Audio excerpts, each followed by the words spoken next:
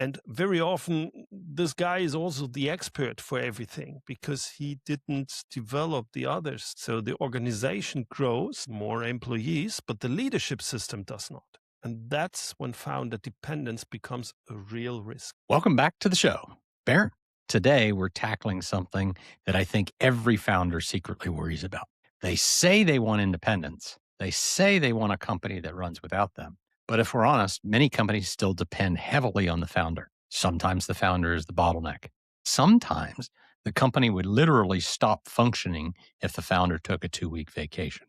And the tricky part is most founders don't actually see where that dependence still exists. So today, I want to talk about how founders can diagnose that. Where is the real dependence? Why does it exist? And what do you do once you see it? So we've got to get started with some uncomfortable questions. So bluntly, many founders say they want independence, but their company still depends on them for everything.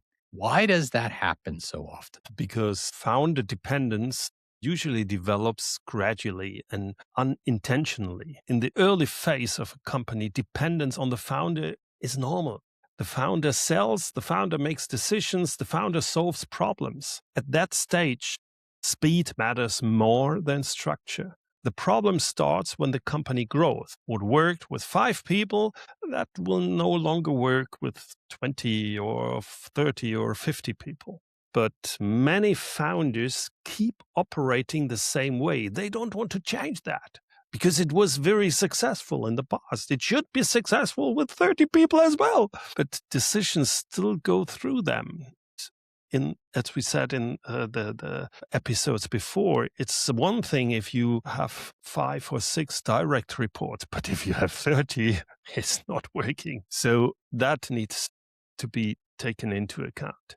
Then employees still escalate everything to them because there's no structure. Knowledge still sits mostly in the hand of the owner or of the founder. And very often, this guy is also the expert for everything because he didn't develop the others. So the organization grows, more employees, but the leadership system does not.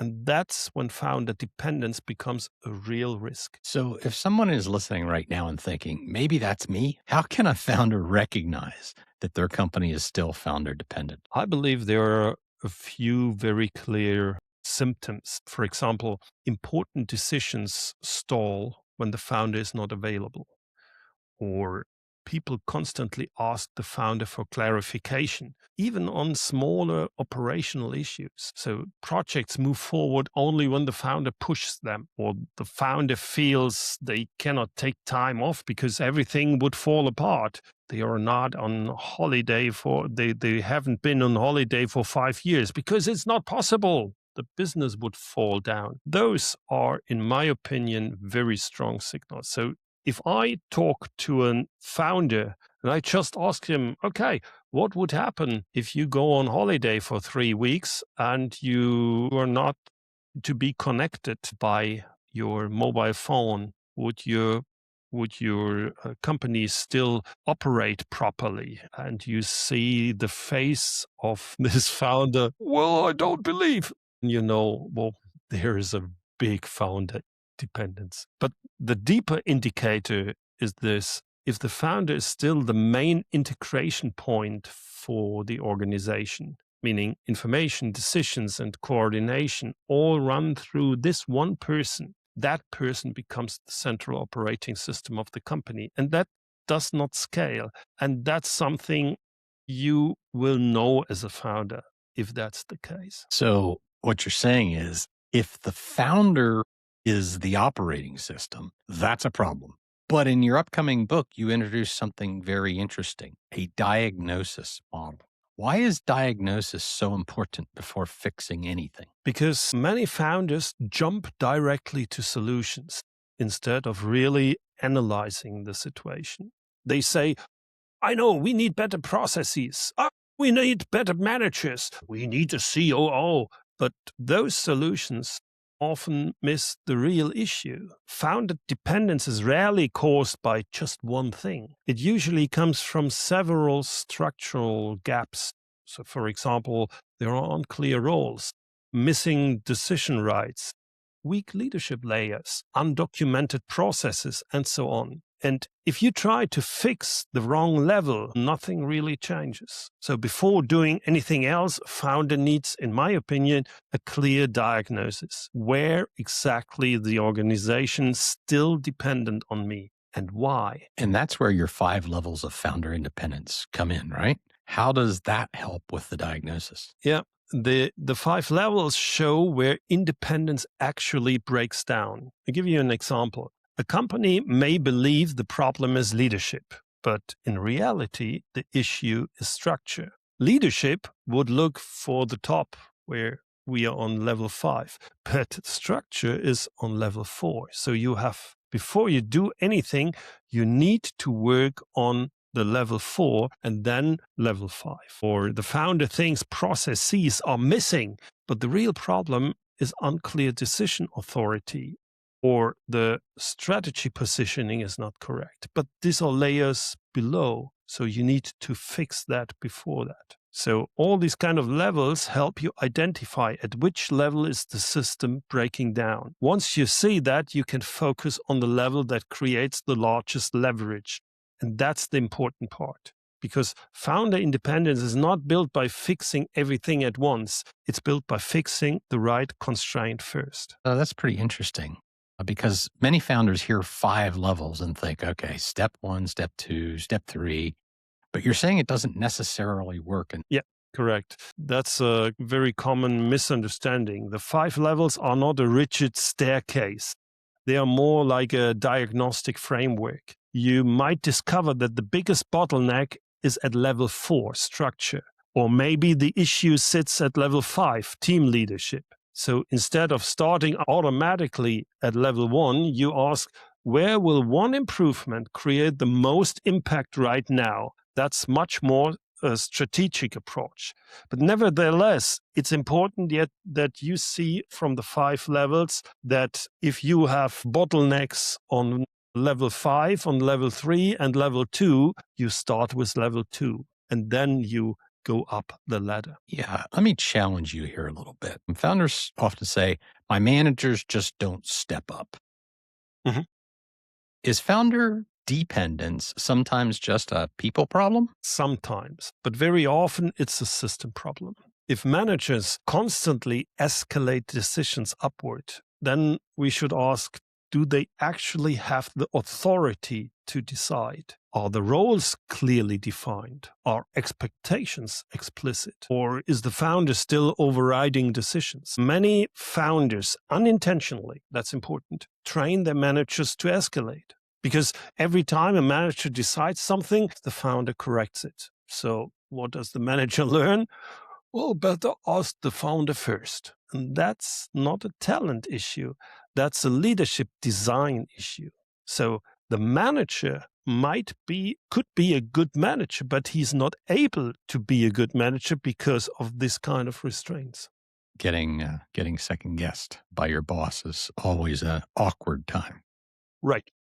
And another thing you mentioned in the chapter is team resistance. When founders try to introduce structure, sometimes the team pushes back. Is that just normal change resistance? Partly, but resistance is also a valuable signal. It often reveals where the system is unclear. If managers resist responsibility, maybe decision authority is still ambiguous. Resistance shows us where alignment is missing. Instead of fighting the resistance, founders should analyze it, because it often points directly to the next improvement. And there's another point I'd like to, or give a tip here. If you are talking about the processes and the founder is developing or describing the process for 2 days in his own office, and then he comes out and say, well, that's our process, that's how we follow, of course people will sit there with their arms and okay, it's much better if the founder tries to say put it together very cleanly and then say, let's talk about the process. What am I missing here?